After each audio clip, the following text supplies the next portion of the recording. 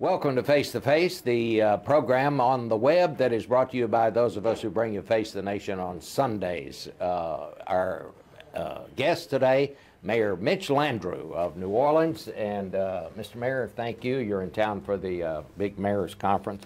Let's talk a little bit about this whole deal that's going to occupy Washington over the next couple of months, and I know is something that you deal with on a day-to-day basis, gun violence. And you've brought the murder rate down in your city, at least down 3% since last year.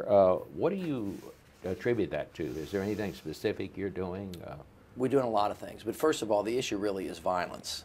I think it's fair to say that violence in America is at epidemic proportions. And notwithstanding the fact that the murder rate has generally been gone down in America, it is at catastrophic levels in a lot of neighborhoods throughout America, and it has been this way for a very, very long period of time. For the last 2 years in New Orleans, I have been talking about this specific issue. Our murder rate is higher than the national average. You've seen this year in Chicago and Philadelphia and other towns murders spike. And the culture of violence and not just our willingness in this country to shoot each other over the smallest things is as incredible as what has been happening in the recent weeks. It has now kind of captured the attention of the nation. I mean, obviously what happened in Newton, Connecticut has just galvanized the nation and has made people step back for a second and look at what it is that has occurred over the time. And there is a culture of violence that is not just around guns, but that's a huge part of it. It's around a lot of other stuff as well. And the nation needs to take note. We need to really take a pause here and put down all of our differences that are brought to us culturally through geography or race or party, and to give some thought to the culture that's been created in this country for a long time and try to find broad ways to deal with it, both on the federal, state, local level, and with the community, because you can't solve this on its own. It is a cultural problem that we have that we need to deal with. Many people agree with you on that and point to such groups as Mothers Against Drunk Driving and Sure. point out what an impact they have had. And there's no question it's going to take a broad overall effort here. The president laid out a comprehensive program of what government could do. What do you like about what he's laid out there, and what do you think the things are that can be most effective? What's the most important thing? Well, first of all, there are a lot of them. The most important word in there is comprehensive.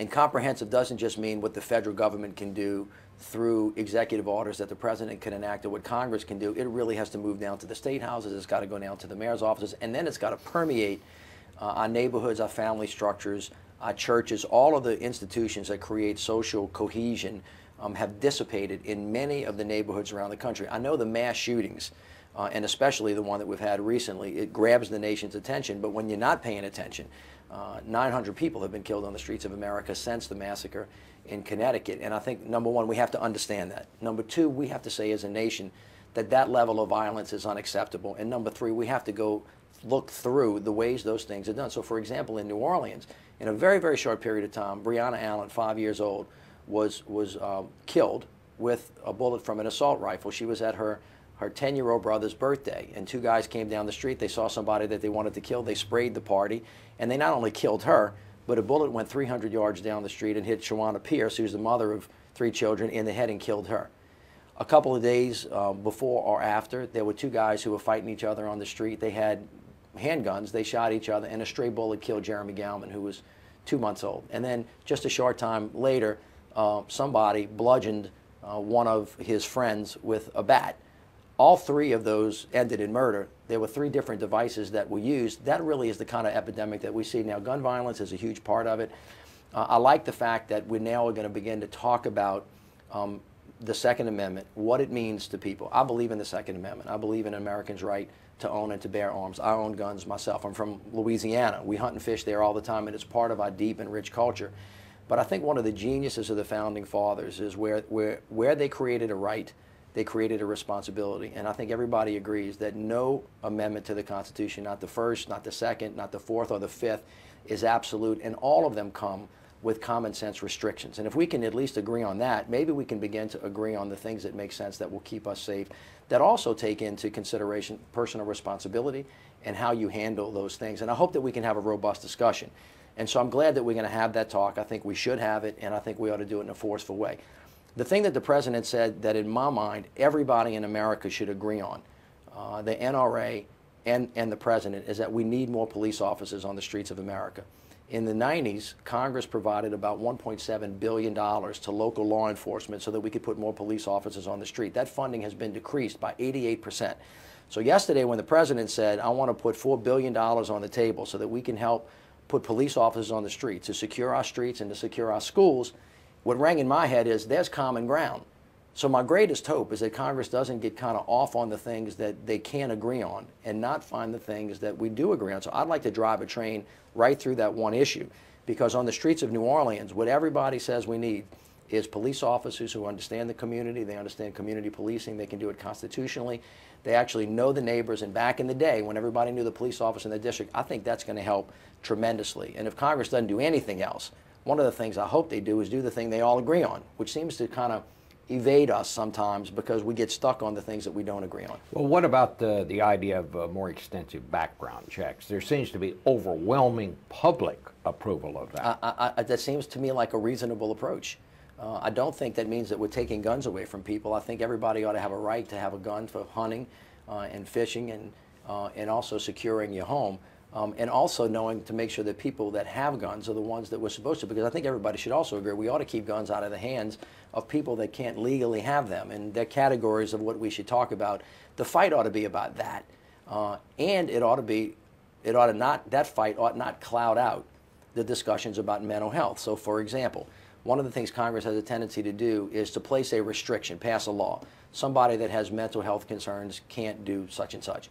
But what they forget to do, or what they don't remind people that they did, was cutting massive funding for mental health in America. So the way that policy on the federal level looks on the ground in New Orleans is at the emergency room of a hospital. When my emergency medical service guys pick up somebody that's having mental illness problems on the street, they don't have anywhere to bring them to. There's not an inpatient place. There's not a lot of substance abuse treatment.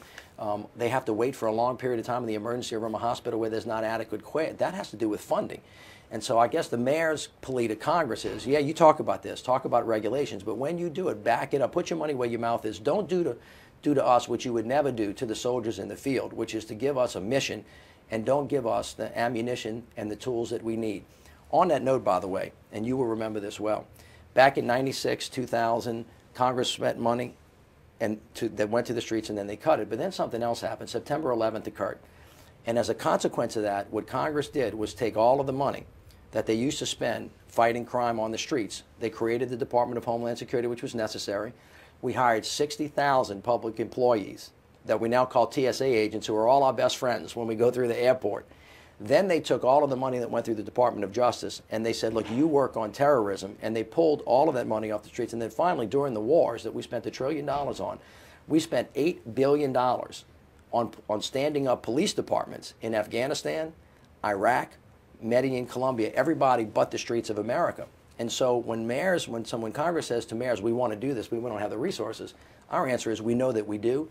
That's just a matter of willpower. And again, I guess my plea for the city of New Orleans is if Congress disagrees about a bunch of that stuff, one thing that even the NRA and the president agree on is the $4 billion that he has in the budget to put police officers on the street that will secure our schools and secure our neighborhoods. And I got to ask you before you go a little bit about the Super Bowl. Yeah, how are you feeling about that? Is New Orleans ready? Yeah, New Orleans, we are really excited about it, and we're ready. As you know, we have hosted more Super Bowls than any other city in America, except Miami, who have done as many as we have. We did the first one after September 11th. And we have been doing this for a long period of time. We're thrilled and blessed to have it. The city looks better than it's ever looked. It's going to be a spectacular event for us, and we're ready to go. All right. Mr. Mayor, thank you so much. Thank you, Bob.